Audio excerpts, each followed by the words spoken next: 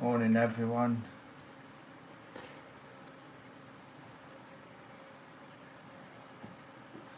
Hope you're well.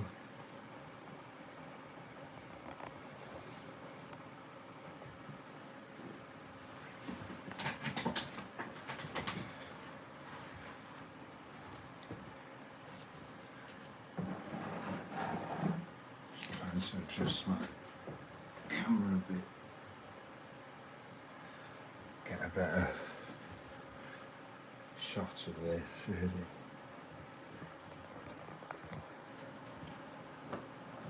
See how that looks.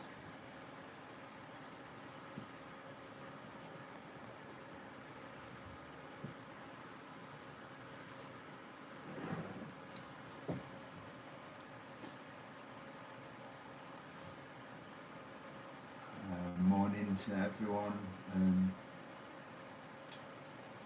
Morning Phil. Hope you're well. Hope you had a good trip. I think you went away, didn't you, somewhere on holiday? Phil's another incredible artist from Games Workshop days.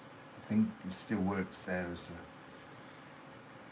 concept designer. I'm not sure, but definitely worth checking out Phil's work. Phil Moss on here.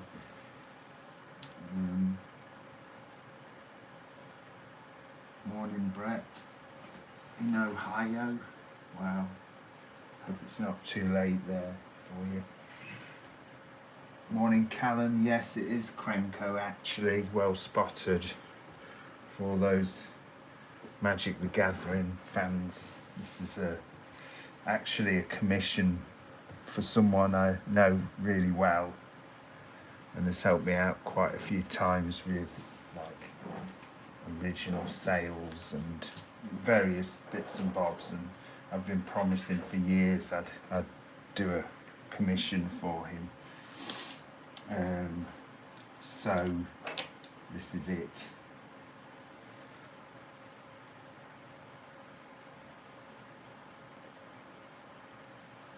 I think you can check Phil Moss's work out on Instagram if you Google Phil, not Google, if you look him up, just Phil-Moss, I think, very good. Hey Mads Johansson, good to see you. Sleepy time falls, yeah, well you get some rest and watch it back. It might not be worth watching. Who knows, it might just be, to be honest, if you're tired I'll end up sending you to sleep anyway, waffling on like I did last time. So I'm going to crack on with this, see how we go. As usual, it's a mixture of Chinese ink, which I've shown on here before,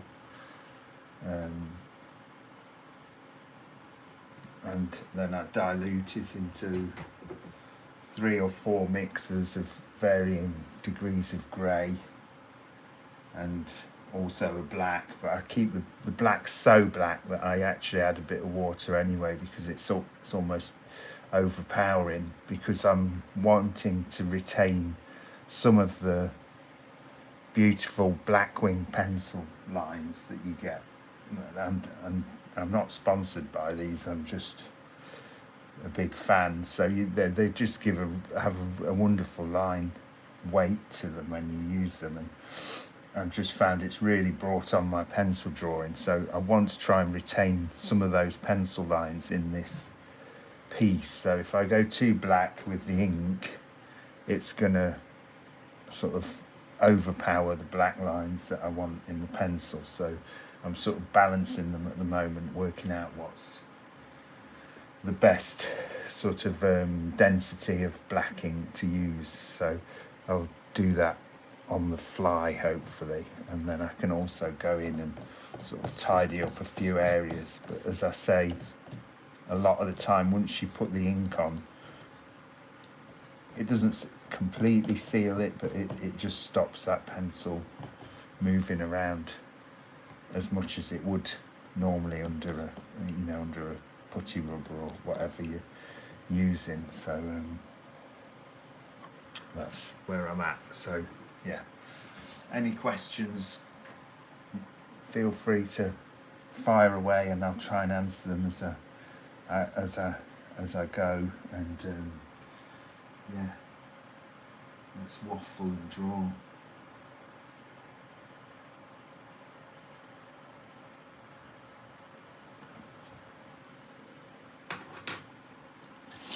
Oh, and these are the paintbrushes in case anyone's interested. I've got 3 watercolour, just fairly standard Winsor and Newton. I think one's a Gesteca. So they're just watercolour brushes, a flat and a big round and a little round. And then I've got these lovely Sumi ink brushes, which starting to get a bit tired, but they're really nice to use.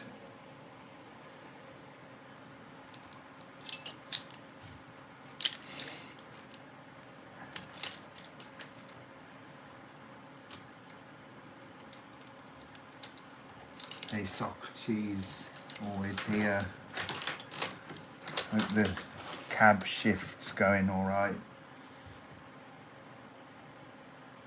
Machu, yeah, oh, baby duties. Bless you. Remember them well.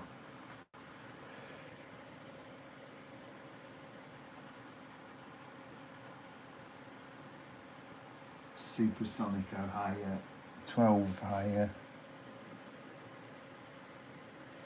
So I'm sort of trying to work out here as well a little bit. At the moment, the lighting's what I want to do. My aim here is, as I think we spoke about in the last live stream, a few people mentioned how they were fans of that sort of era of Games Workshop art, where there was a lot of black and white pieces in the rule books, and sort of little fillers that all the art team would work on. So it occurred to me as well, having sort of done the live stream, and one of the things that I always find is I always learn something from doing these about myself really, or my art, or what I'm trying to achieve. And what occurred to me was that it was probably something I really liked about that period of working in grayscale and keeping things quite sort of simple, and focusing on your drawing skills and rendering in a sort of quite a fluid and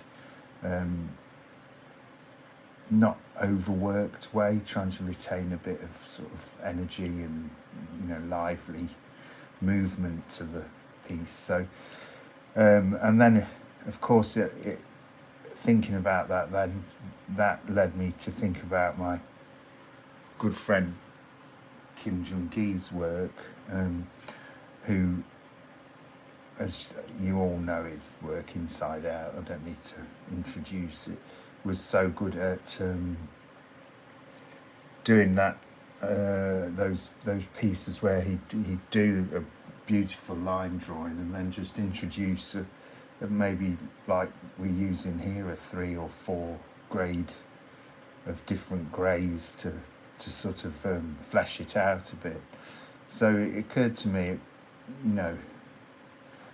might be a nice thing to do is to try and sort of bring that back into my work a bit, and with the experience and sort of influence of Jung-gi as well, in his sort of handling of line and energy that he was able to sort of retain in there. So that's what I sort of thought about, and thought it was quite a nice little way to sort of not resolve this particular drawing, but maybe to take my some of my drawings, a bit like the Monkey King pieces, and that I did as limited prints, and maybe investigate that a bit more, because it's always nice to do these pencil drawings that I post regularly, but sometimes you feel you need to take them to another place or level, really. So that's first waffle over.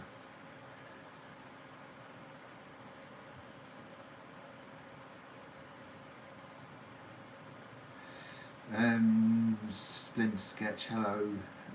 Failbot version 2. Are any of the Games Workshop miniatures based on your drawings? Without being too contentious or sort of opening up a can of worms, that in an official capacity there weren't. When I was there was albeit bearing in mind this was a long time ago and the company's changed an awful lot now, but there was shall we say, a hierarchy of artists working there, and only certain artists were allowed to really call themselves concept artists. I think, whether that be for pay brackets or I can't remember the reasons why that was the case. So in official capacity, we were the art team. We weren't concept artists, and they actually got a couple of artists in later, specifically as concept artists, who were that was their title. Having said that, and if you spoke to the miniature designers and the guys who were figure painting and bringing these things to life, they would all probably tell you otherwise, that there was a lot of influence from the paintings and drawings that the art team were making, and especially when it came to people converting miniatures or making maybe character pieces. And for me, the one that I know I had a significant influence on was the development of the Beastmen. I did a lot of sketches for that, and I know that the artist who did the sculpts took my sketches and used them an awful lot. So there's a lot of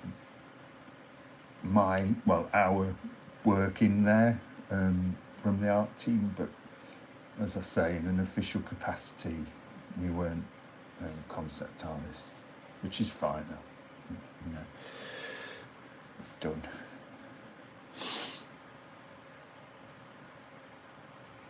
Hey Tyler, how's it going? Hope you're well.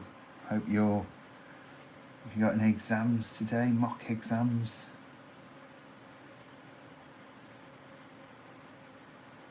Hope they go well if you have.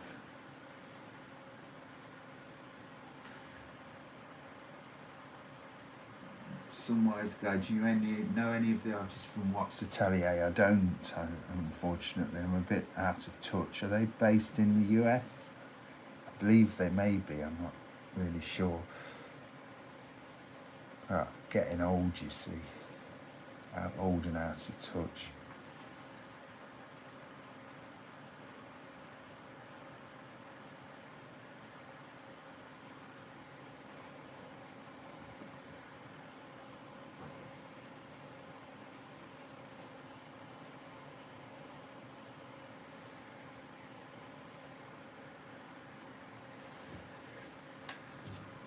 Alexandra, we have the focus on your glasses when you draw. I do apologise. They're massive glasses as well. I'll try and sit back a bit so that I'm not sticking my head into the camera shot so much. That's another thing I was always terrible for, especially at Games Workshop. I would often write on my drawing board sit further back, because I'd be working on a big piece like the size of this drawing board, and then I'd end up working really close in like this, and find that when I sat back, yeah, I might have done a beautiful job of rendering the nose, but the whole picture was starting to look a bit strange.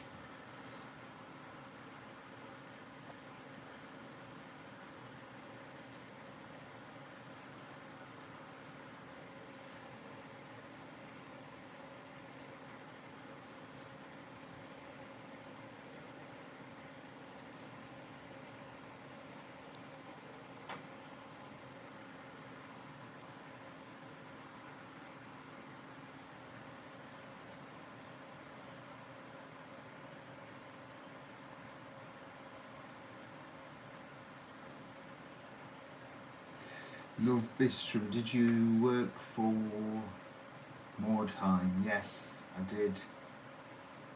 I think Mordheim may have been one of my first projects for the design studio at Games Workshop, before I was actually given the role as an in-house artist, as it were. So I think they got me to do a set of pieces. There was like a character who narrated it all the way through, a face of a guy who was like your sort of guide through the rule book, and I did all the drawings of him in various sort of expressions and moods and stuff. So that was my first commission by the Games Workshop design studio, and off the back of that they offered me the in-house job as an illustrator.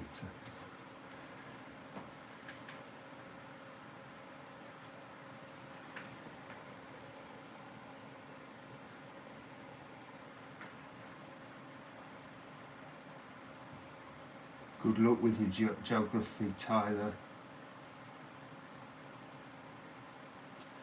Jeff Watts was Proco's teacher, yes, of course. No, I've never met Jeff Watts. I don't know if he's still around, or I've not.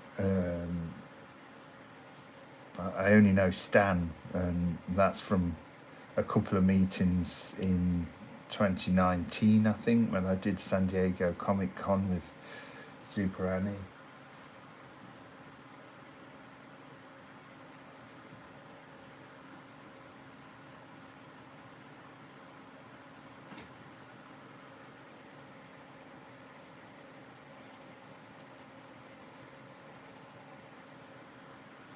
Is it better now? Is there no big face glasses in the picture? I think it is, isn't it?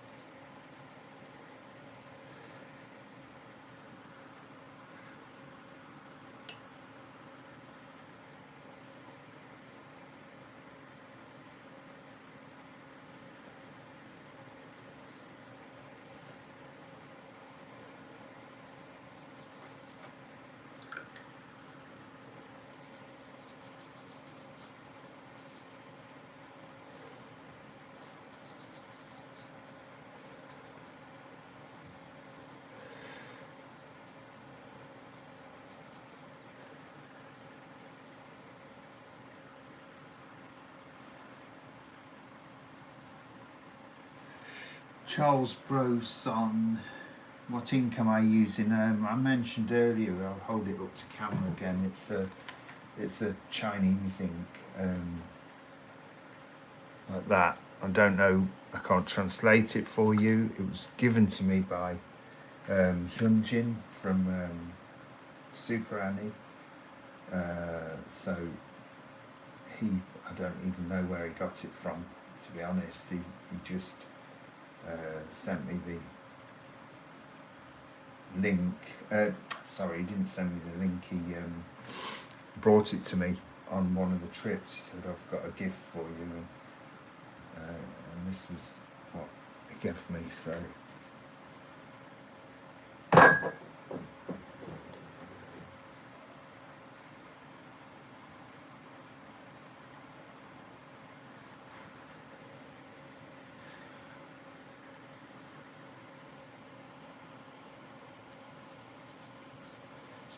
I'm just flooding this area with a little bit of water because watery ink, because I want to have a little bit sort of as if there's a bit of a light source here. So as I bring the black in, or darker ink, I want it to sort of, muddle into this already existing wash so that we get a bit of a gradient. Now obviously it's on an angle for filming purposes, so I've got to start high, let it run down.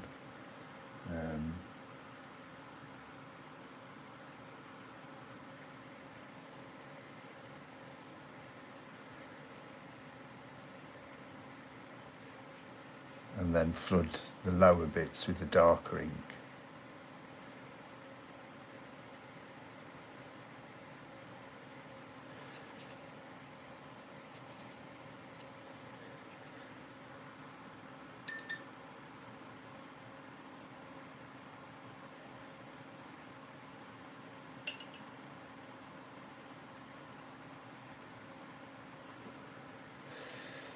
Yeah, somebody's asked. I do have some of the work left from Mordheim and all that sort of stuff. I even found some very not so good sample work I did from like early 2000s, trying to get work with 2000 AD. I don't know if I've got it here. Give me 1 second. I'll look.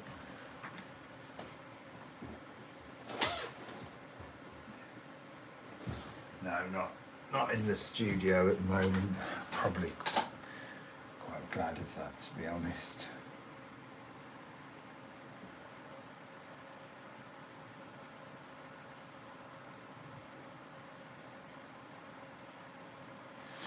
Nadi Shiku, I don't use reference so much for this sort of stuff. I'm working on a painting at the moment for a commission, and I can't say what it is because it's for a Magic the Gathering card, so we're sort of not allowed to mention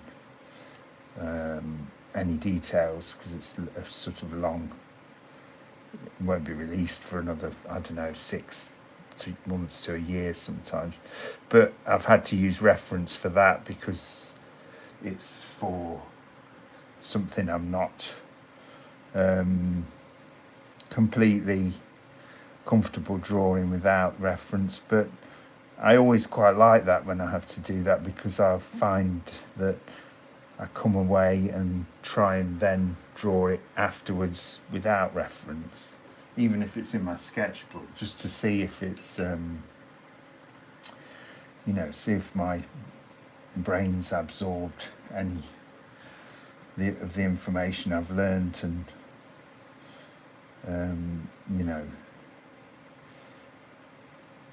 it's quite a good opportunity in a sense. I'm lucky in that sense that I can sort of learn on the job as well, and that's one of the big benefits.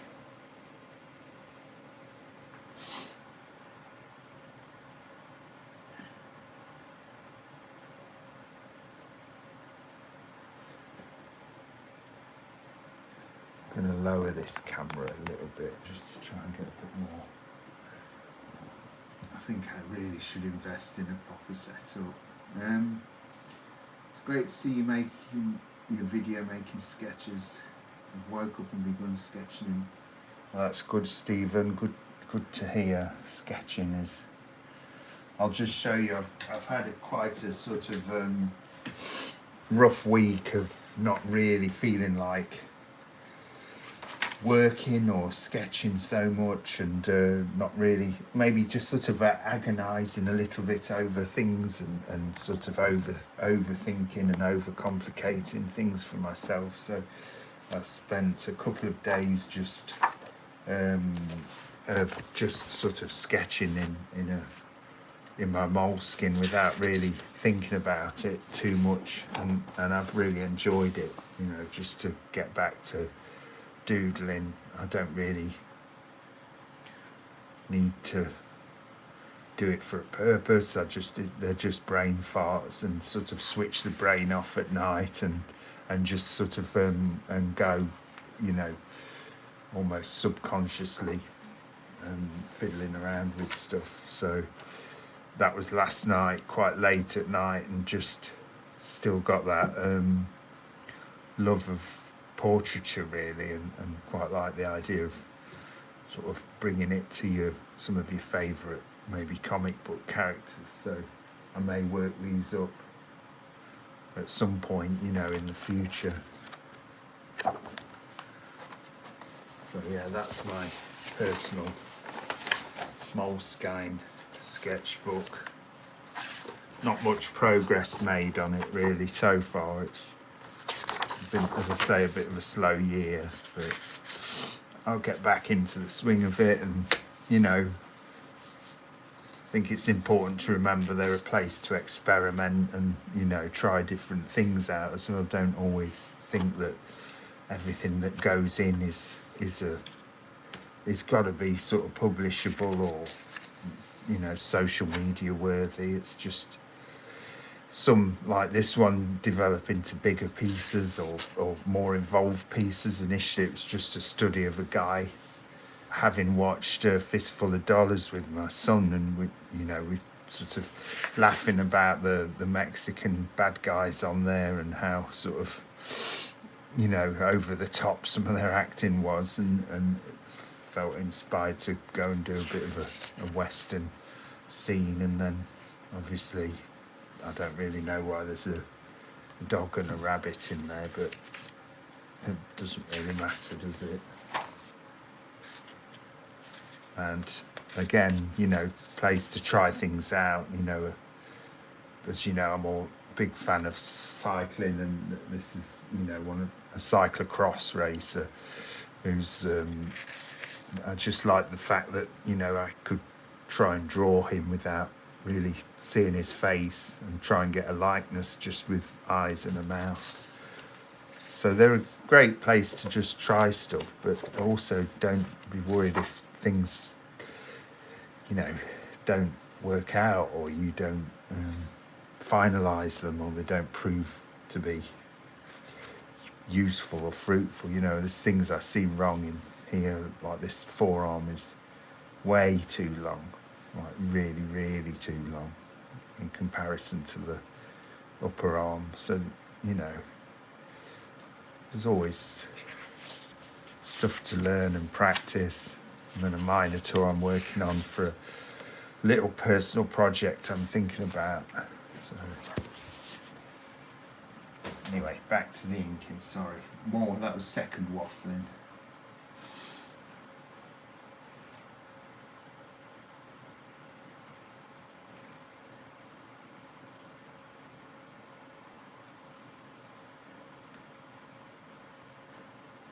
Splint sketch. How many sketchbooks do you finish in a year? I don't know. It really depends. Sometimes, you know, sometimes 3, 4, sometimes less. It just depends, you know, on varying factors, how much I may have been stuck doing commission work, not stuck, but how much commission work I've got, you know, to take on, how many, you know, large scale projects I'm working on, you know, how tired I am at the time, you know, because a lot of the sketching I'll do it at night, or in the evenings. But I'd say on average, if I averaged out over the past sort of several years, I'd say I would finish between 3 and 4 sketchbooks a year at least. And then when it comes time to publish the the collected volume, as I sort of always do, I would then be looking around and looking for bits that I've done on paper and things like that, because often I'll do stuff on separate pieces of paper that I can use or might be interesting, so that'll flesh it out by maybe 30-40 pieces sometimes,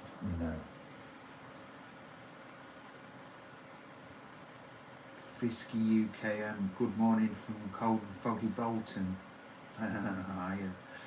Thanks. Oh, thank you, that's very kind of you. I hope it's not too cold and grim up there. It's less cold here, still feels a bit grim. Got to get January out of the way, I think. January blues.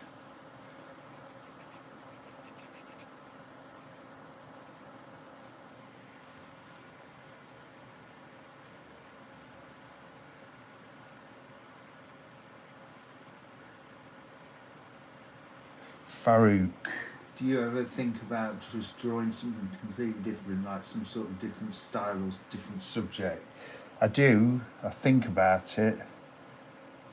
I'll often abandon it. Sometimes I'll do that. I'm sort of a bit wary of. I think it's hard. I've spoke about it before. I'm not sort of naturally a confident person, really, although I know I'm at a good high level of this kind of stuff. I'm also very wary that I can sort of get dragged away and into wanting to emulate other people's work or style or subject matters they might be tackling. So I have to be wary of that and quite mindful, because sometimes it's not as useful as a learning tool to me personally. Sometimes I'll find that I get distracted or frustrated because what I'm trying to do is not learn from that person but just do what they do a bit blindly, which is fine. It's good to copy and make studies, but also I'm at a point in my sort of career or my artistic journey where I do want to recognise what it is that I'm good at and kind of defines what I am and what people like yourselves like about my work. It's took me a long time to get to that point, and so if I'm not careful, I could jeopardise that a bit. So it's sort of it's like maybe like to think of it as I've got to sort of balance the learning side out with being aware of what it is that I do well, what I need to improve, and what I don't want to lose from what I already do, if you know what I mean. So I'm very much sort of aware that and have always had compliments on the pencil drawings and the quality of line I get in those. So I want to sort of build on that and not lose it and not try to emulate somebody else's pencil lines.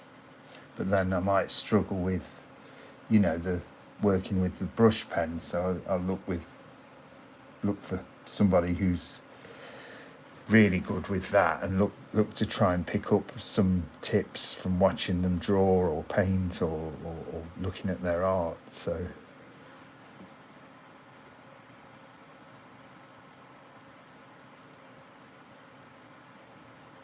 morning, Adam Hilton, Stephen. Oh, thanks. Well, I can do more sketchbook tours. I've got a box full of about 30 of them out just next to me. So if anyone wants to see those at any point, I can give you a little tour of older sketchbooks and things like that. Aforementioned. Do you think that sticking to one genre like fantasy has drastically improved your skills, or does branching out and drawing really different things? I would say branching out and drawing really different things is quite important. I mean, I'm working currently on 5, 6, 7, 8 relatively large scale paintings of cyclists in the other half of the studio. So that's very different to this, working from photo references and in oil paints and in a very, very loose sort of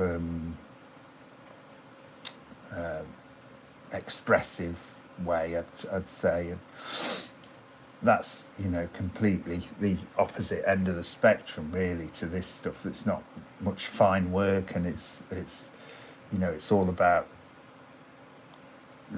looking at the image that I'm working from and trying to sort of invoke some of the energy and sort of passion I have for the sport, and that you see the riders sort of putting into it as well. So that's totally different, and is a great sort of foil and counter to this stuff for me. So that's really important. And also, some of my commission work I'll do digital, or so I do mix it up quite a lot. It's not just this sort of genre in this style. Commission sort of pieces I'll often do in oils as well, so mix it up quite a lot. Alexandra, yes, I did do a lot of life painting for quite a long time, and was really into it, and really got an awful lot out of it, actually. But I think maybe kids and sort of we moved house, and it was further to get to the life drawing class in town, so I'm just reeling off excuses now. I stopped attending as much, and I do miss it. It's a very good sort of tool, I would say. It's like I've said to a few people when they've asked me, it's like a sort of gym workout for your art skills, really. So I would heartily recommend it to anyone sort of interested in learning.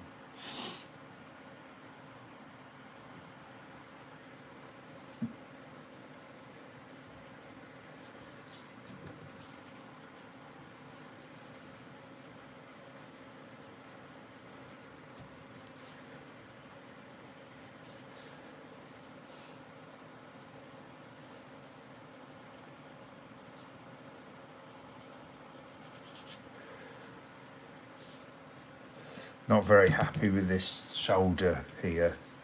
Sort of lost a bit of form and muscularity to it, so I've got to probably address that at some point. It's not a big problem, it's just not quite how I wanted it to look. I've also got the option to come in with some white paint or a marker at some point, but when I was working in this way in Games Workshop, you always wanted to try and avoid that as much as possible, because sometimes it's very hard to match tonal and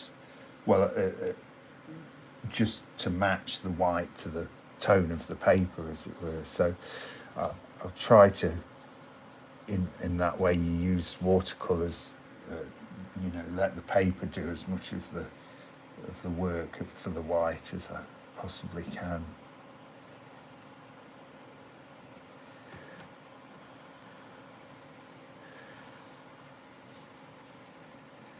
And this is some kind of artifact containing some magical potion, I believe. So here I'll probably have to go in, it's meant to have cobwebs on it. I'll probably go in with a bit of white, or even white pencil crayon might be nicer, just to get some of the cobwebs sort of hanging off it.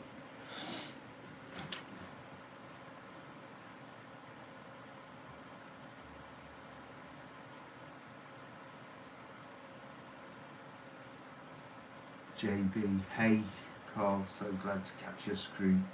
I'm from Texas, working in the hospital. Oh mate, night shift at hospital. I hope is a quiet night shift better than a busy night shift in a hospital? I don't know.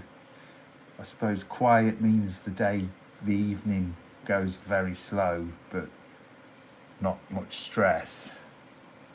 I hope it's all right for you.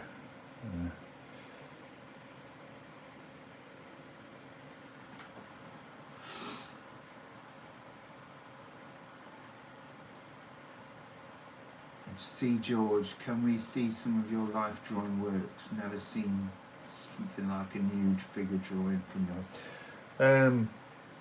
I don't have any with me at the moment in the studio, unfortunately. It's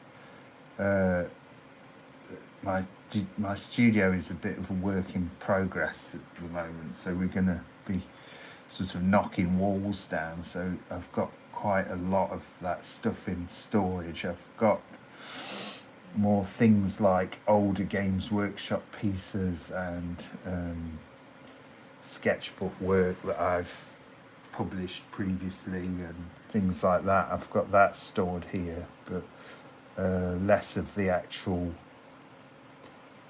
life drawings I did.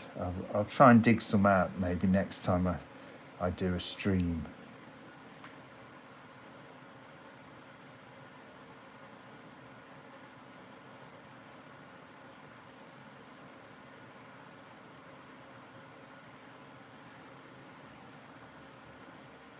Farouk, to be honest, my favourite works from Carl is space astronaut based stuff. There's one pencil drawing in volume 6 which I totally fell in love with. Oh, thank you. Yeah, that's space astronauts. I don't know where that love of that came from, really. Just quite like the process of adding the tech as well, and I think maybe there was things like Alien were, a big influence on the early.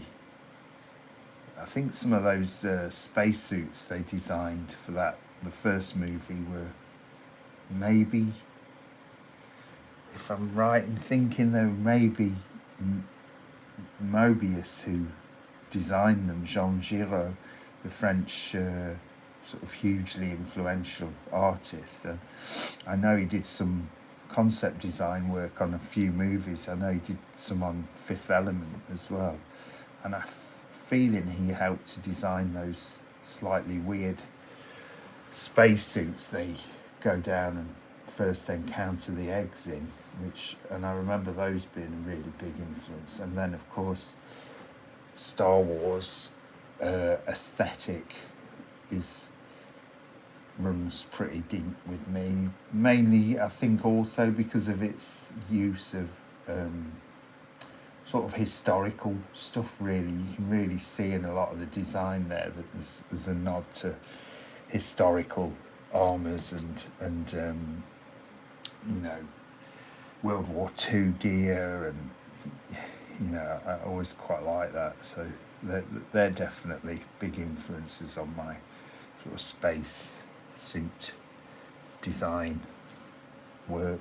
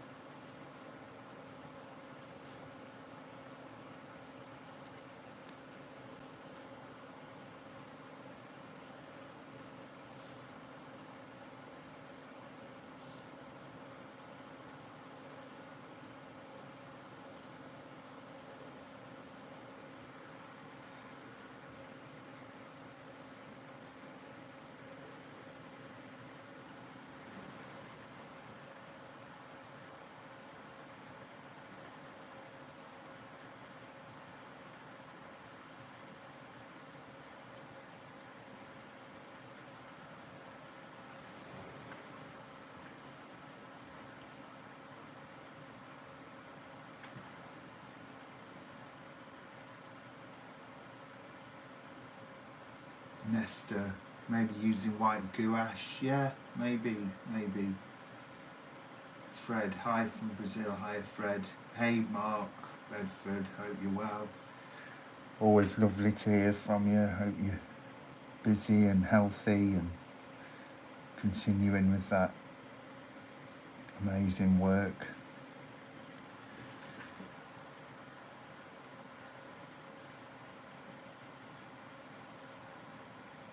JB, oh, the emergency department, so could go either way, couldn't it? Fingers crossed, mate.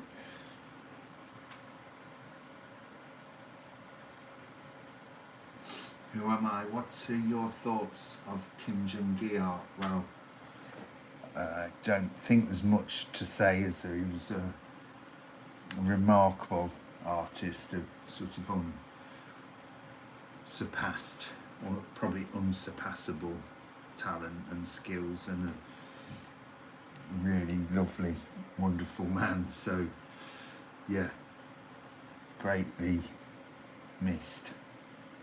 Very sad.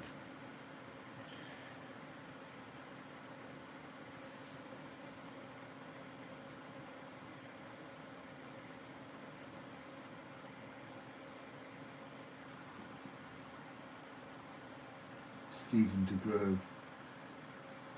Oh, you got the book. Oh no, Customs.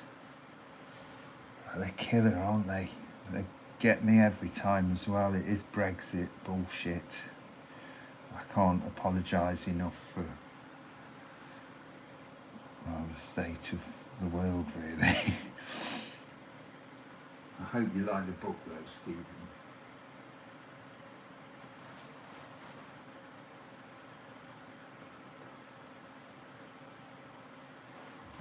Farouk, I know the drawing you mean, yeah. Thank you, yeah. It was a moment of, I can't remember why I drew that. I don't think I was feeling particularly sad. I think I thought, oh, what a good idea. I've actually had an idea.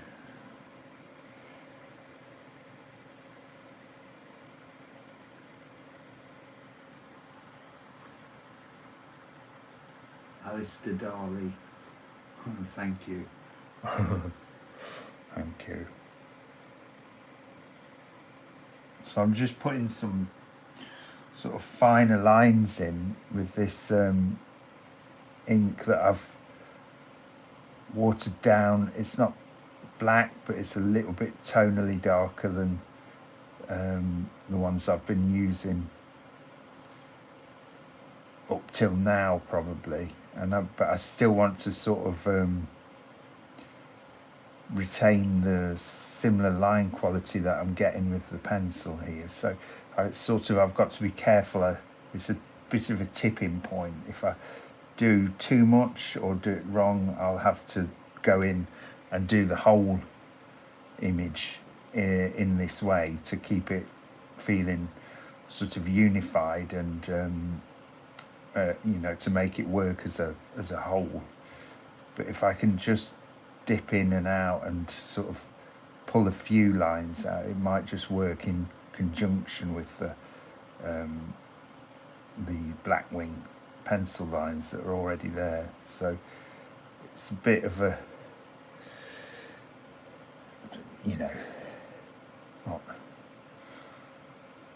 wouldn't say it was a dangerous point. That makes it sound like I'm doing something really on the edge of your seat. But it's a sort of point where I've got to be maybe a little bit more sort of focused mentally and just think about the line before I just go in and sort of, I can't sort of just flood whole areas now. I've got to think about where I'm placing these and what the purpose of it is.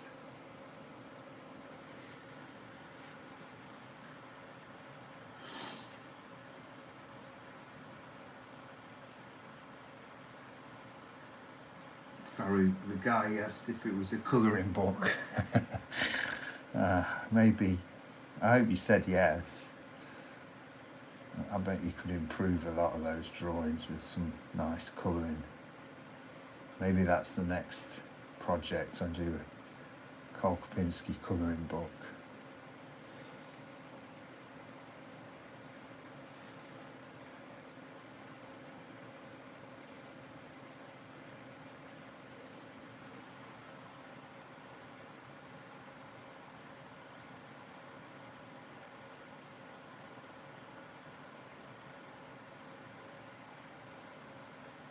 Socrates, yeah, Jungi's favourite paper was, I think, just printer paper, A4 printer paper. I've got a couple of drawings of his that he was kind enough to give to me. One's on A4 printer paper, one's a page ripped from one of my sketchbooks, and one's on the back of a restaurant tablecloth. So, you know, he'd draw on literally anything, and, you know, draw well on literally anything. Tissues, you know, napkins at restaurants, was always drawing on those.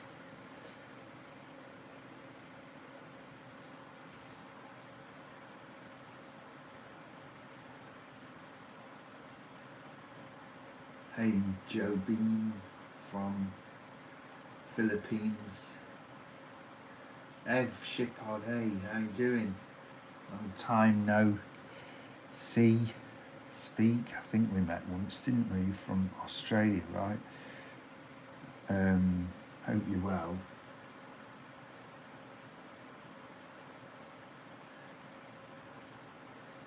JB, advice for not obsessing over making a drawing look perfect.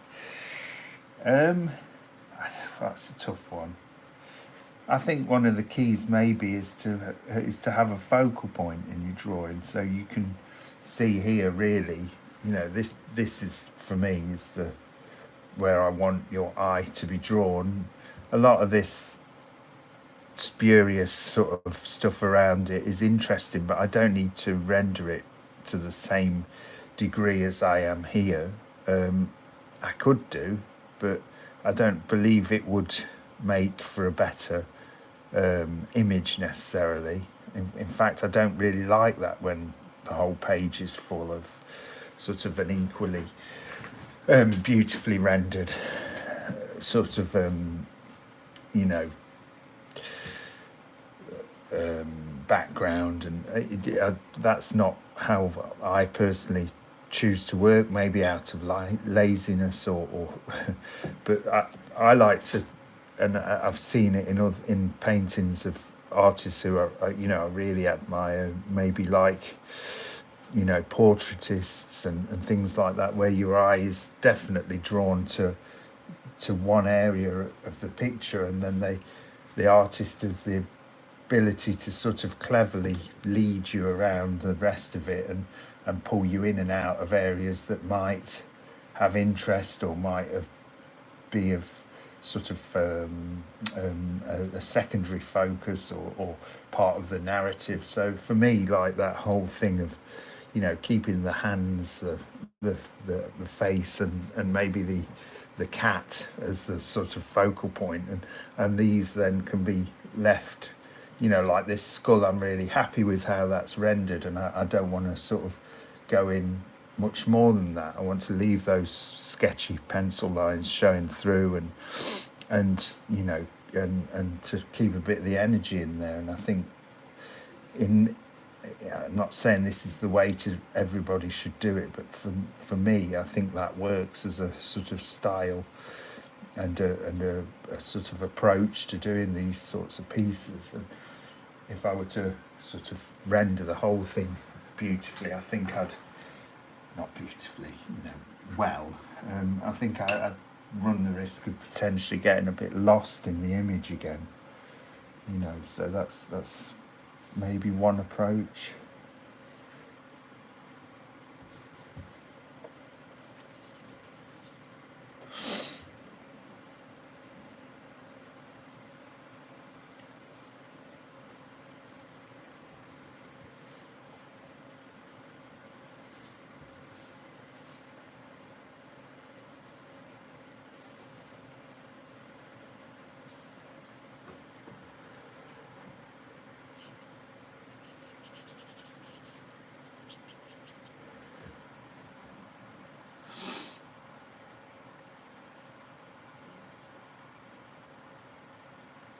Yeah, Brett the cat. Although he looks like he's got a bit of attitude, I think he's safe. He's lost an eye. He's probably a bit of a street cat, quite streetwise. Knows how to get what he wants. And that, or he's going in the pot. Who knows? I don't know what goblins eat. If they'd eat a cat, probably. That's definitely on the waffle scale, that, sorry.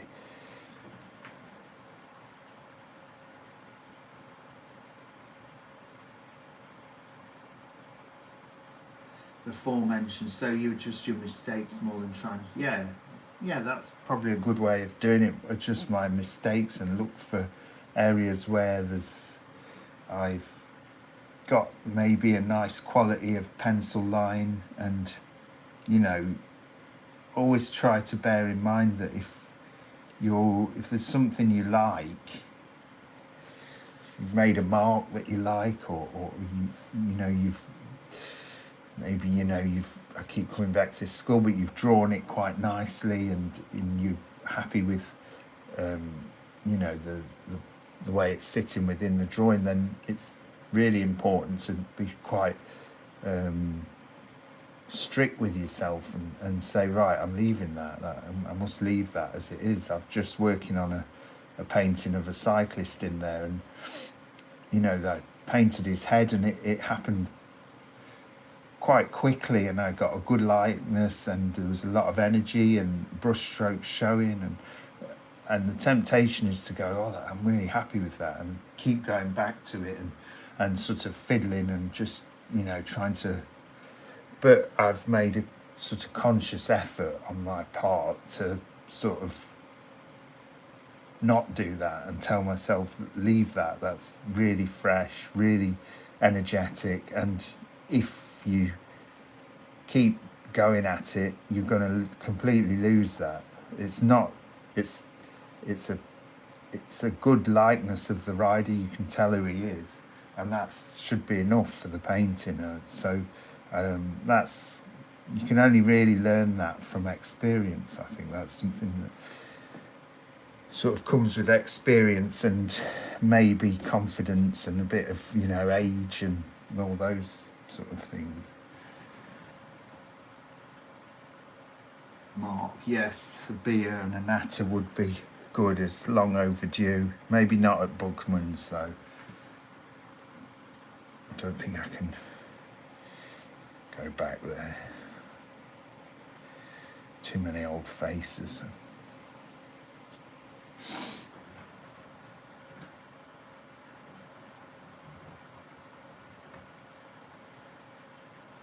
Are you, Adam Hilton, you're happy for me to do a master study of this piece and others?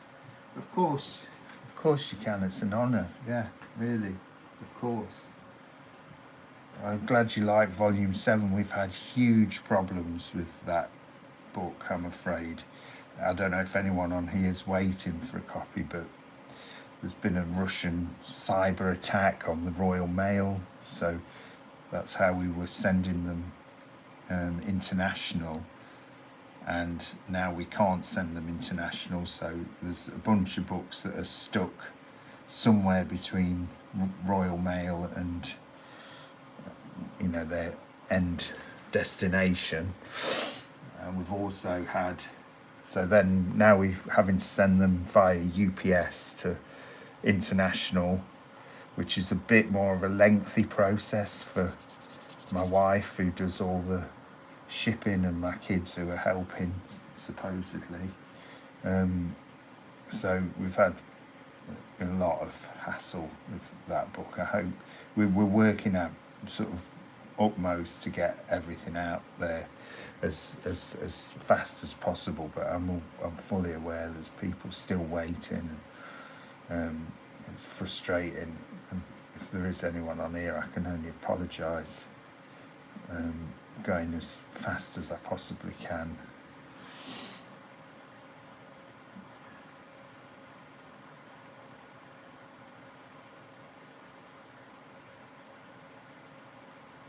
Kruber, you're a big Warhammer fan, and a lot of it is thank you. That's very kind. Yeah, a long time ago that now. But then you start playing MTG. Cool. I've done a lot of those cards as well, like well over 150 now, I think.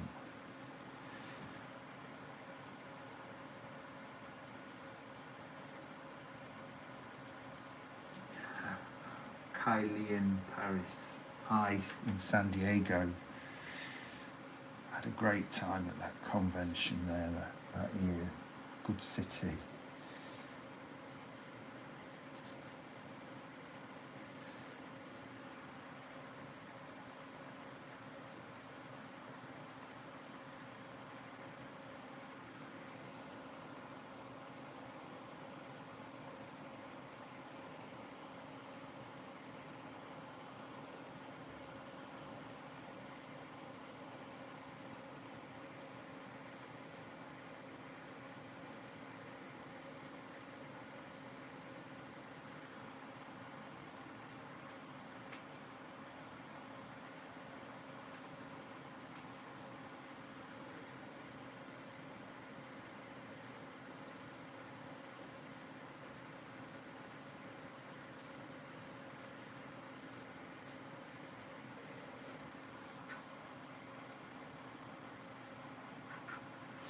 So as I said before, I'm going to go back in now and start to sort of just pull a few little black lines out. And the nice thing about this ink is it has a sort of lovely matte quality to it. So it seems to sit really deep in the paper. It doesn't sit on the top and leave a sheen or a shine. So which means I can go back in with the Blackwing pencils I'm using, which are Blackwing matte, and probably just finish off any little areas I'm concerned about or not quite happy with the way I've sort of rendered them, and I can go back in and tidy them up with a bit of pencil. Probably won't do that on this live stream because it's advisable to let this dry really thoroughly before you go in with the pencil, because you do run the risk of just scraping the sort of finish off the damp area of the piece. So, you know, especially since it's something that I'm going to be sending to someone who's sort of commissioned it, then I don't want to risk sort of bodging it at this point.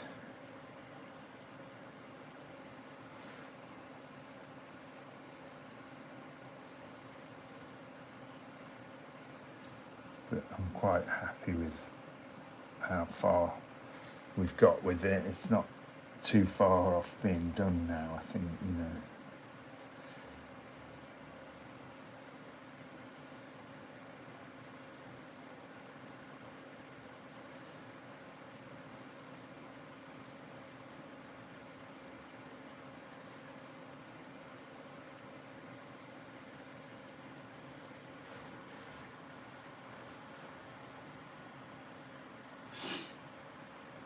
JB, how's the hip? Still biking? Yeah, not quite as much as I used to. I sort of, I suppose it's winter and, you know, hard to get out. And I've got a turbo trainer, so I do a little bit in the garage, but I have to sort of keep it mobile. So I do try to get on there 3 or 4 times a week and, you know, keep things moving. Also got a lovely 8-year-old dog that Molly the collie, who I walk sort of, you know, 5-6k a day. So she's keeps me moving and active, which is really important, I think.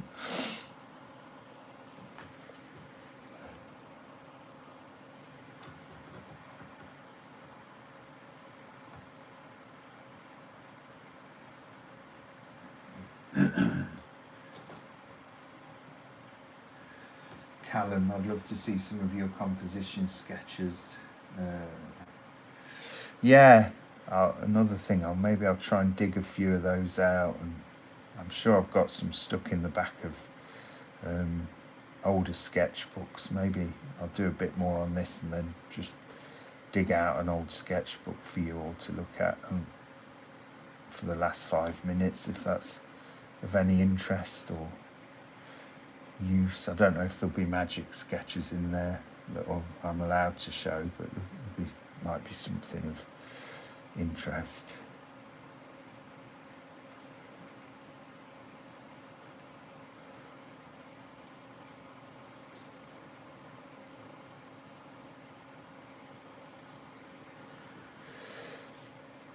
So there's the big reference to the Godfather here, obviously. He's hence the sort of barred window from that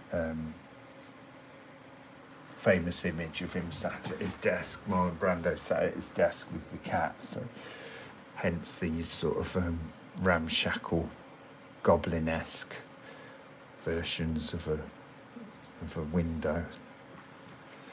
I don't really want to do too much more to these areas, you know.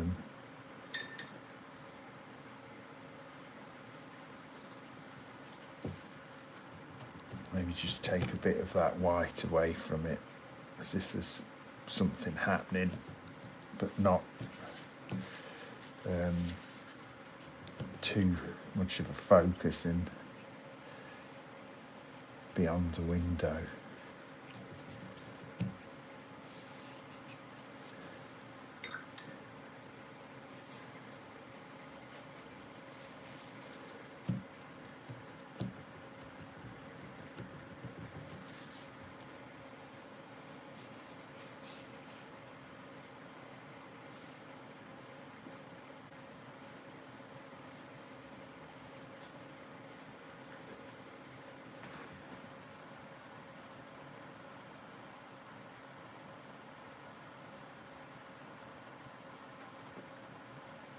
Mr. Ken, you used to have sell your products at UK Comic Cons. I haven't really done many UK Comic Cons, to be honest. I don't really see them as lucrative for me selling these sketchbooks, because I think they're so comic based. I think that's the thing. Maybe it's a UK thing, I don't know. It seems to me if you go to a UK Comic Con, people are only selling only selling comics, whereas if you go abroad, for some reason, like I've done Angoulême, I've done San Diego Comic Con, I've done multiple events, people seem a bit more open to collecting art books, and so it doesn't feel like you're there just touting something you don't really have a market for, if you know what I mean. So I haven't done many.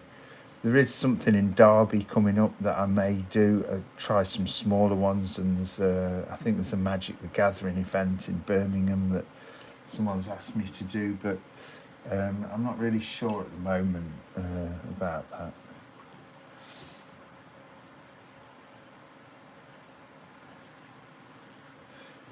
Thank you, Socrates.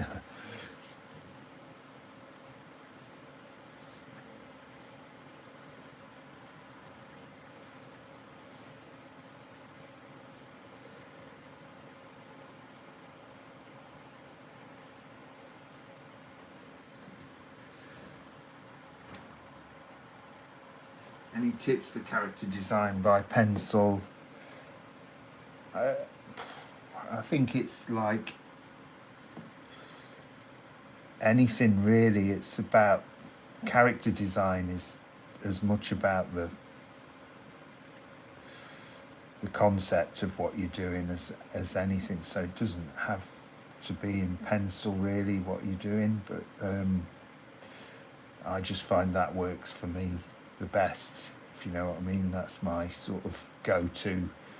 I'm fast with it. I can get the results I need, and people seem to like what I do in that sense.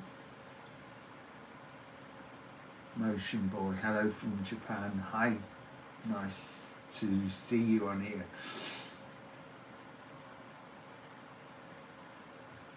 So you're asking about AI. Yeah, I don't know. I think it's a bit, I think I spoke about it last time on here. It's not, I don't think it's very good. Lazy. It's not teaching anyone anything.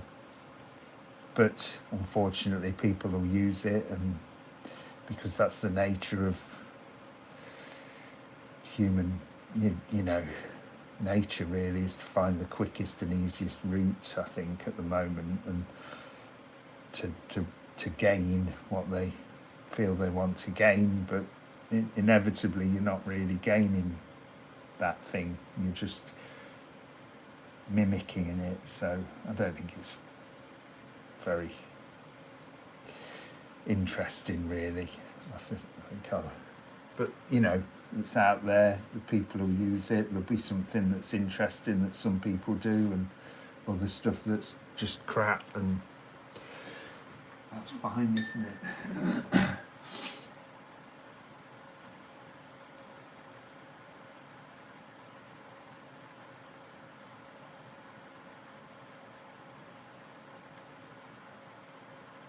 See George, tips for handling anxiety to produce something good or awesome in front of the drawing pad. Oh, yeah, I know what you mean. Just don't think about it, or try not to think about it. That way lies madness. You'll end up being really sort of annoyed with yourself and not really getting any positive results if you're anxious from the outset. So I'd say just go with it and try and enjoy it from the outset, and if it goes wrong, then put it down, start afresh, or do something different. And if you repeatedly go wrong, put the sketchbook away and come back to it another day. It's not, it's not the end of the world, is it? It's still got your health and your family and friends and all those other important things. So, overthinking it, especially with sketchbook work, it can be a dangerous thing. I found that myself just in the last couple of weeks, just overthinking, why aren't I being as productive? Why I can't think of anything to draw? And then, I had a sort of eureka moment of, well, I'm just going to draw and see what happens, and if it's not good, that's fine. If it's good, it's fine. If it's something I develop into a bigger drawing, that's fine. If I just turn the page and forget about it and never come back to it, that's fine. That's the great thing about sketchbook work as well. It's all fine. It's all fine, and remember that. It's not, it's not your sort of defining works necessarily.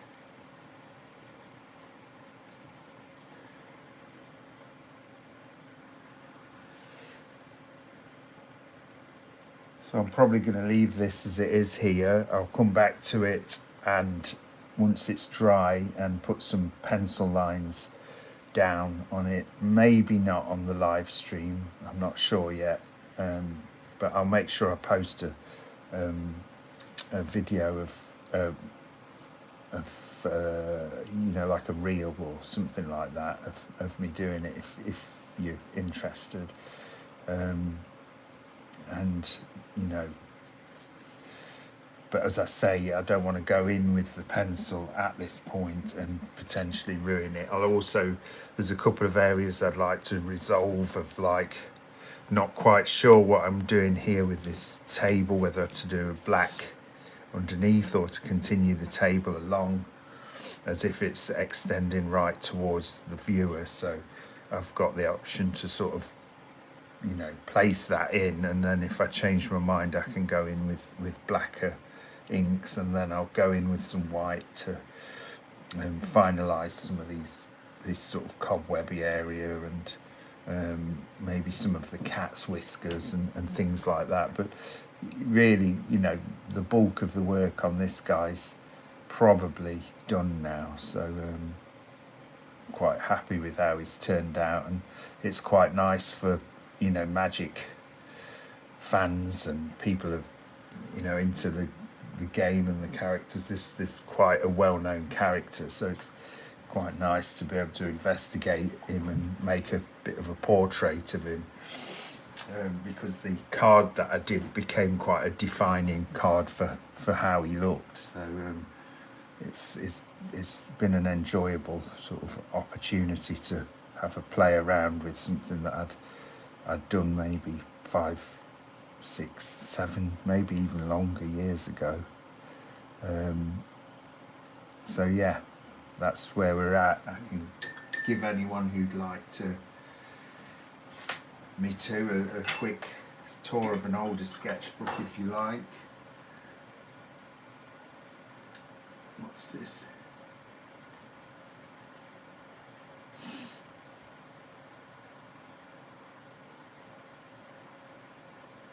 Whenever you put down a pencil and paper, we're interested, Farouk. Thank you. Love to see the Blackwing process too. Okay, that's something we can look at doing next time if you want. Nesta, no I don't. I will check those guys out, definitely. Let me just grab an older sketchbook to fit if there's anything.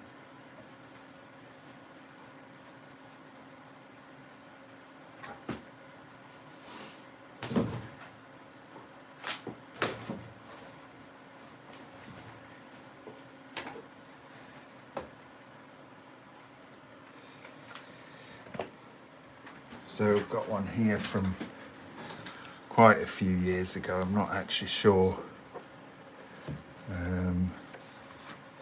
how long ago, but a lot of it will have been published in previous volumes.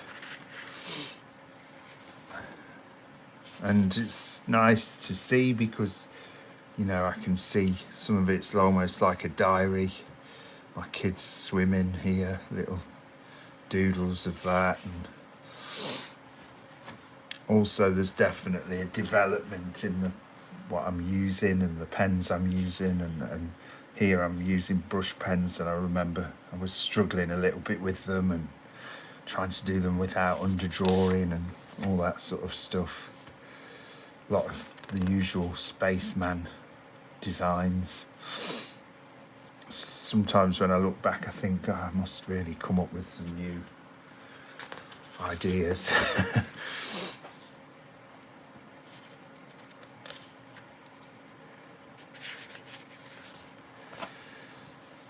Little studies that probably never made it in. Studies that did make it in, you know. Lovely drawing from my friend Jesper Ising, another incredible artist. If you get the chance, worth checking out. Danish artist, does a lot of Magic the Gathering work, and he's a really good guy. You see a lot of these are unfinished, and this one was like a fairy catcher. He eats the fairies and keeps them in jars.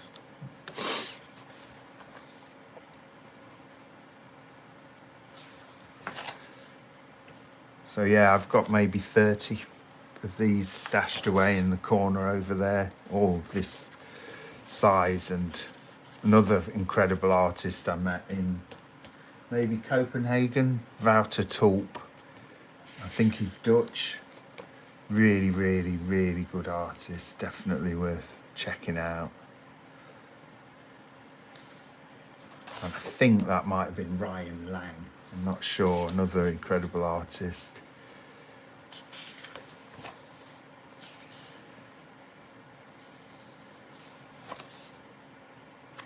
Birmingham Airport, doodling at the airport. D&D characters.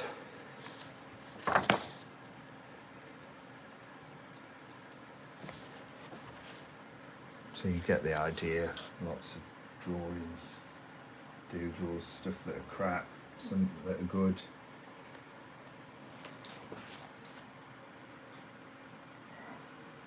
Little kid trying to lift his dad's heavy sword. Might have to do a version where the kid's now holding the sword and the dad's too old to lift it.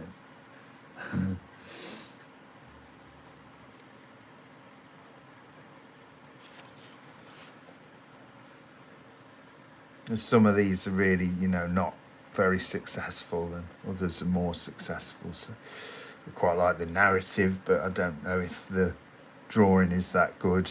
You know, this, you know, compositionally, the way the mermaid's placed, and I like the diver's face and reaction, but should it have been up here and smaller? And there's a lot of things that you could take from that and sort of, you know, revisit.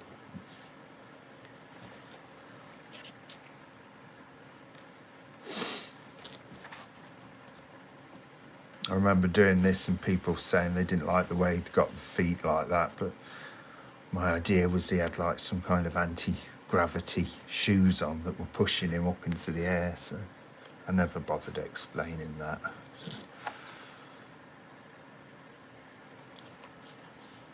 This was a design for a cyclist's helmet, a professional cyclist called Steve Cummins. And this was my jet biker girl phase, I'd say. And I was doing a lot of jet biker girls. I think this was based on a character I remember watching another fantastic artist do called Christopher Sasaki at that same event. So I think it was with Schoolism in Copenhagen. And I sat at the back and watched him talk and then drew my version of his character.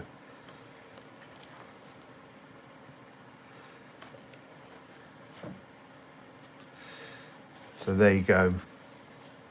These are, you know, endlessly draw these vampire hunters about to get pounced on by a vampire, maybe. I don't know. Definitely a vampire hunter.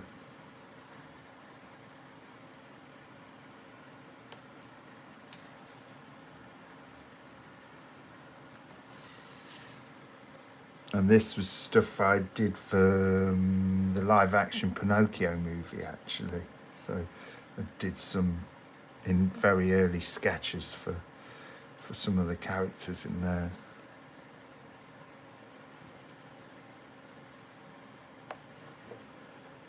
And these were from Artemis Fowl.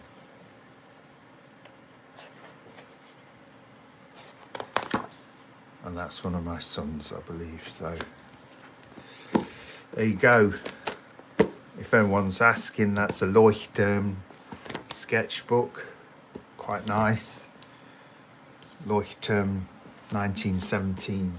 They're good up there with the moleskins. I like those. So there. I hope you like that. Hope it was useful.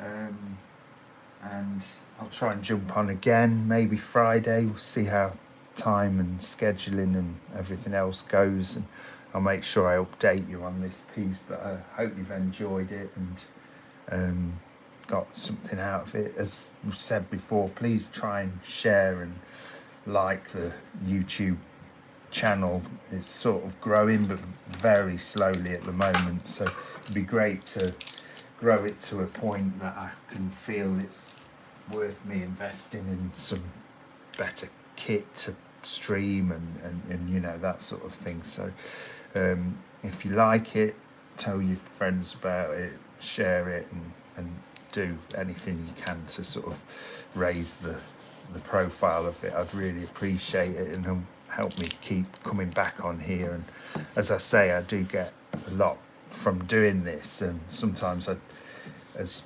you, I'm sure, are the same, you don't really feel like it, or you might have other things you should be doing, but I always do them and think, oh, I'm really glad I did that. So I've got to thank you all for tuning in and asking the questions and making it an enjoyable sort of experience for me as well. So thank you to all of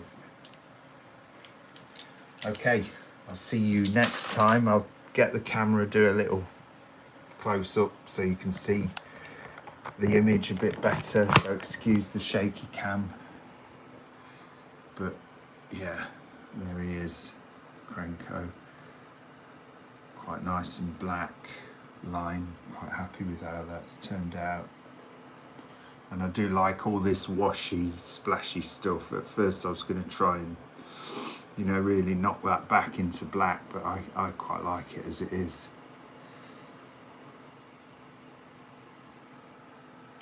Angry, ugly cat. So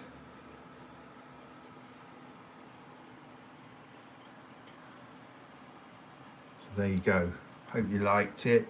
Take care. Have a good week, all of you. Look after yourselves. Keep sketching, and I'll see you maybe Friday.